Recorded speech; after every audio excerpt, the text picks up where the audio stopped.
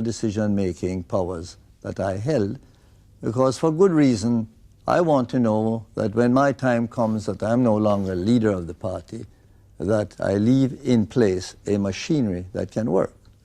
Now, that machinery is at work. And I sometimes read in the papers as to how people are selected as candidates in another party. And I say to myself, that couldn't happen in the Jamaica Labour Party today. The rigorous machinery that is in place for candidate selection shows the team at work, shows democracy at work. As for challenges, I'm the only party leader in the history of Jamaica that has ever been challenged. 3 times, not once. And on all 3 occasions, I might have prevailed, but there's been no embitterment left behind. And those who challenge me are now part of the team and working alongside with all of us. Now, when it comes to corruption, I have one firm belief, that the best way to deal with corruption is to set the example at the top. When you set the example at the top, the water that flows from the top is pure and clean, and it will carry whatever dirt is in the way out of sight. Moya Thomas has our next question, which will be answered first by Mr. Seaga. Mr. Seaga, both of you have been battling in the political arena for several years now. What, in your mind, are the strengths of your opponent? Pardon me? The strength? The strengths of your opponent. The strengths. Well, I give credit to the People's National Party for their political acumen and their political capabilities. I don't claim to be as versed as they are in how to practice the art of politics. I don't know why you want me to speak of the PNP without taking note of the strength of the JLP, which is quite the opposite of that of the PNP.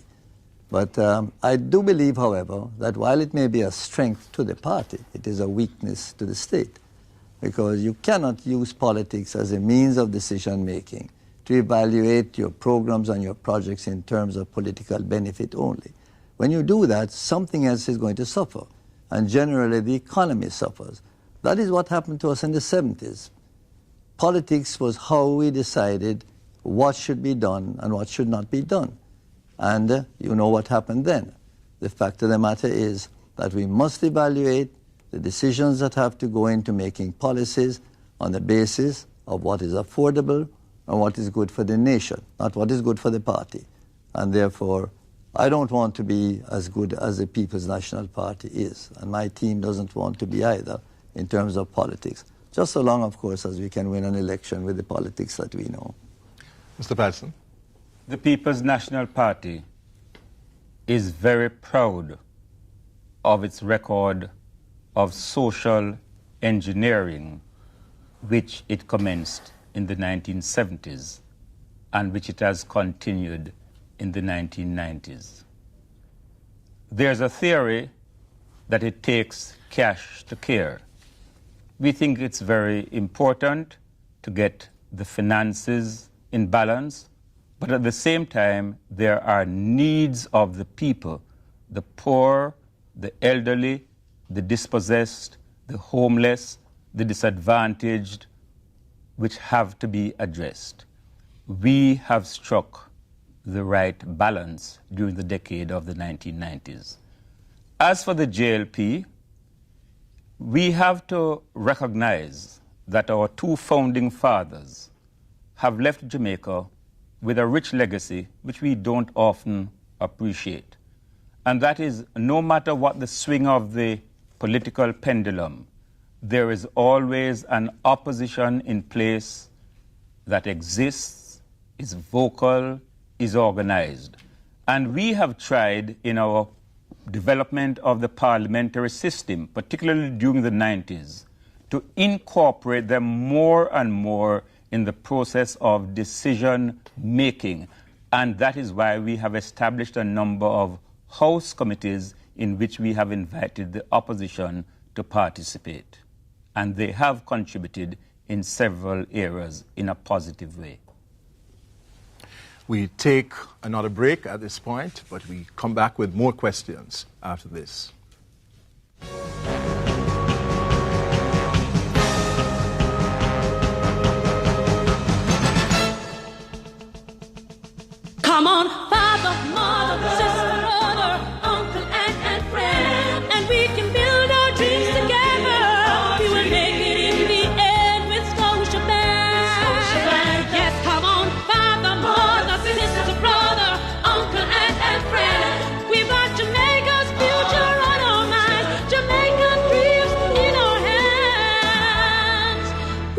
shebang, Jamaican dreams come true.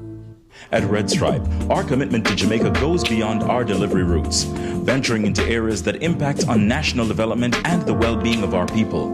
Already associated with the more playful side of life in Jamaica, Red Stripe is just as dedicated and involved in many aspects of the wider community. From donating a mobile unit to the Jamaica Dental Association and supporting the blood bank, to sponsoring the 3 Miles Beautification Project, we are dedicated to contributing in meaningful ways. It's our way of reaffirming our connection with the people of Jamaica. Red Stripe, investing in Jamaica, making a difference. Red Stripe, the world's coolest bear company. What Midas will do for you. What Midas does for me? I don't carry cash anymore when I do my personal business. NCB 24-hour banking. Midas. As a working mother, I love the convenience of using Midas to shop. Midas is so easy to use. I even get cash instantly. From NCB, your bank, your future. Midas.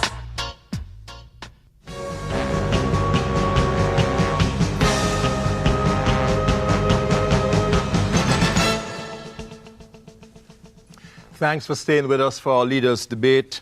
Moya Thomas, RJR's news editor, Trevor Monroe, professor of government at University of the West Indies, are our panelists. And now Trevor poses the first question, which will be answered at first by Mr. Patterson. Mr. Patterson, the issue of leadership, and in particular of succession, has been raised. And understandably so. We are the only CARICOM country where both our Prime Minister and our Leader of Opposition are still serving us and are each over 60 years old. If you win, how long will you stay as leader? If you lose, how long will you stay as leader? I don't intend to answer either question directly. Certainly, I don't intend to lose so that question doesn't arise. But I've already made my position very clear. We expect to win the next election. I expect sometime during the next term, when everything that needs to be done has been done to pave the way for a smooth succession to continue the mission on which this party is embarked, to step down. I too have certain things which I have commenced, which I am determined to complete. One of the legacies I would like to leave is a process of constitutional reform that repatriates the Constitution and makes the Jamaican Constitution something of our own creation. I would like to address the question of how we improve a participatory democracy, how we bring in more citizens into the decision-making process. There are certain things that we want to do on the economic side, for which we have laid the foundations. The groundwork is already there. We believe that we are ready for a takeoff, and there's infrastructural work that has to be done. When the right time comes, I certainly will step aside, and I know that there are many other people in the party beside myself who understand complex things and will be able to carry on without a hitch. Over to you, Mr. Seaga. The question of leadership and the question of succession are always bothersome issues to leaders, because while you lead, you must always look at what you will leave in place. Since I'm senior to Mr. Patterson in age, I suppose that my time is as limited as his is. But the fact of the matter is that every one of us who have served in political life have an agenda. And my agenda is one which I started with when I took the decision to enter political life some 40 years ago. My deep concern, after I spent years living among the poor, was to find a way and means and execute the policies to enable a better quality of life to be available to those who lived in deplorable circumstances. We live in two Jamaicas, and those two Jamaicas have two different sets of qualities of life. And my mission is to try to find the one Jamaica that will provide for all. The manifesto of the Jamaica Labour Party that has been presented sets out that one Jamaica and how it can be achieved. And it is my intention, when we become the government, to lay the foundation for that one Jamaica, which will provide for one decent quality of life for all Jamaicans, rich and poor. When that is done, and when the constitutional changes that I have embarked on from 1990, with making changes and amendments like for the Charter of Rights and the Public Defender and other important amendments, when those are in place, then I think that I can hand over to a perfectly capable team who may not have been tested at cabinet level, but who have my confidence that they can be good. Moya, Mr. Seaga will take your question first. Mr. Seaga, we know that neither of you intends to lose the election, but if you do lose it, what exactly would you blame for the loss? You know I like one-word answers. Sometimes they get me into trouble. The question is that we have not had the funds to be able to run the election to the extent that we would like to have been able to do. But on our limited means, we have had an intensive campaign program, and we have covered the territory and covered it very well. That's a campaign on the ground. The campaign in the air has not been as effective because of lack of funds. And therefore, to the extent that we may lag, we lag in that department. Nonetheless, the strength on the ground is what enables you to get your votes in the box, your organization and your campaign work. And we take note of the fact that there is an intensive swing going on at the moment, arising out of the events of the last weekend. And that swing, which is generated at the campaign level, is what we expect to take us to victory.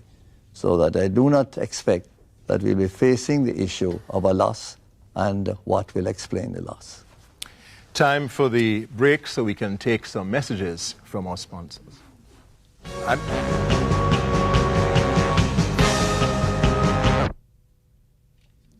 I'm sorry. Yes. Mr. Come on, father, mother, sister, brother, uncle, aunt, and friend, and we can build our dreams together.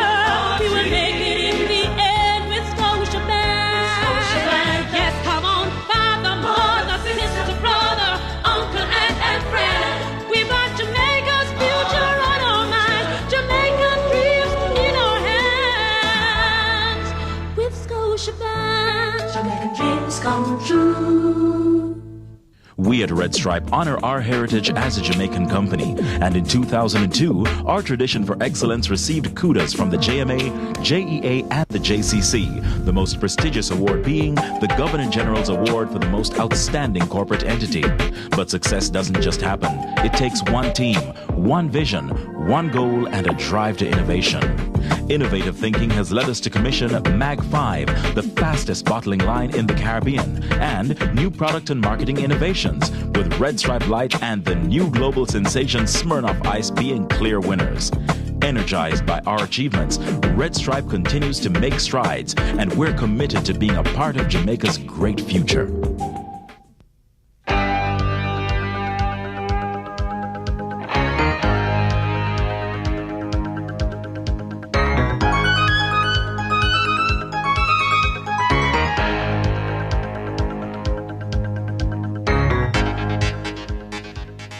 It's 10 minutes past midnight, and she's paying her utility and cable bills.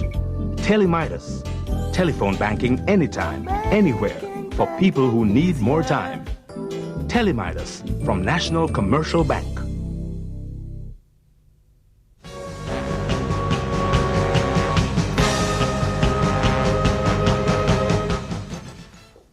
Welcome back. The intensity of the political debate affects even seasoned journalists. I omitted to ask Mr. Patterson to answer that question from Moya Thomas. I know repair. I thought mistakenly you had deliberately refrained from allowing me to answer that question because it is so obviously academic. I'm very surprised to hear the leader of the opposition speak about the paucity of funds by the Jamaica Labour Party. Certainly, in terms of the advertising campaign, they're outspending us. And certainly, in terms of money on the ground, we are lagging behind.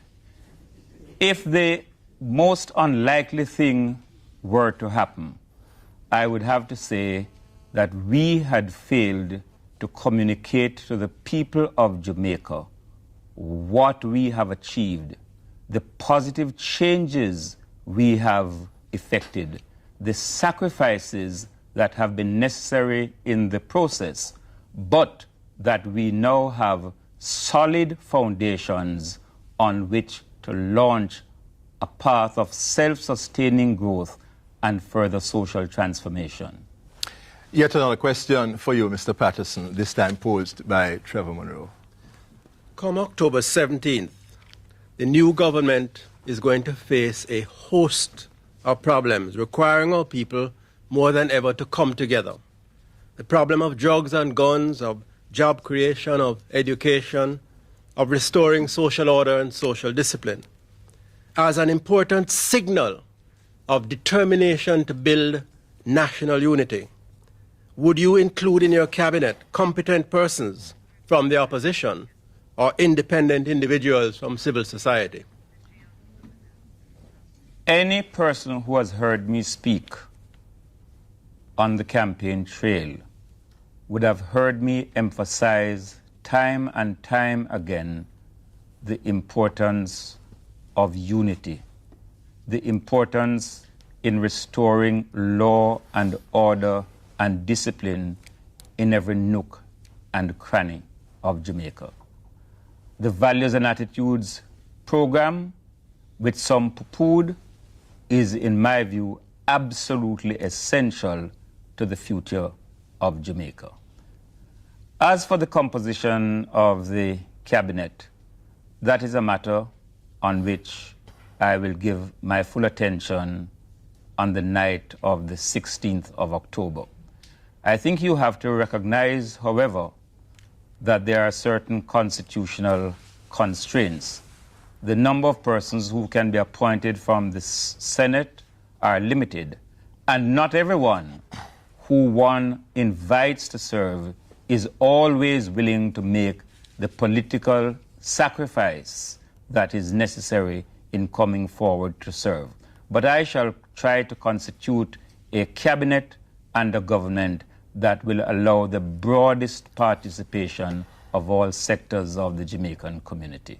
And that can be done in a variety of ways, not only in the cabinet process, but in the legislative processes that are established to accompany that. Mr. Seaga. We have an adversarial form of government in which it is envisaged that there will be a strong government party and a strong opposition. Now, if we are to weaken the opposition by having members join in the process of government, then what you will have is a very strong government and a weak opposition. And that will serve no purpose, because it is the opposition that is the watchdog of the process. It is the opposition especially that is the watchdog of the human rights of the country. So I don't believe that any purpose would be served by the suggestion made by Professor Monroe. There are many other ways to deal with this. For instance, in limiting the powers that the government has, we have in our manifesto taken a very far-reaching step in the decision that when the time comes when we win to appoint a new Governor General, we'll do so on the basis of a bilateral decision as agreed on in Parliament by 2/3 majority of each House, which means that such a Governor General will be a truly independent person and will not have any attachment to any previous political party or political record. We have taken decisions also to limit the powers of the executive in many ways, and to limit the power of the Prime Minister so that he would not be able to make any unilateral decisions in the appointment to sensitive national commissions of persons who are to sit on those commissions. Now, all of those help us to have that balance that is necessary while you still maintain a strong government and a strong opposition. It's now Moya Thomas's turn to ask the question, which will be answered first by Mr. Seaga. Mr. Seaga, while having different timetables and different nuances, both parties have articulated free education plans. Under what circumstances, other than a major disaster, would you be unable to keep these promises? Well, if we're talking about free education, that's just one element of the reform program for the Jamaica Labour Party. That was in our 1997 manifesto, by the way. It's not something that is new. And we have been advocating it all along. We have simply extended it recently to include basic school children because of the importance of basic school education. But there are other elements in the reform program for education, such as getting rid of this business of schools that are well endowed and schools that are poorly endowed, rich schools and poor schools.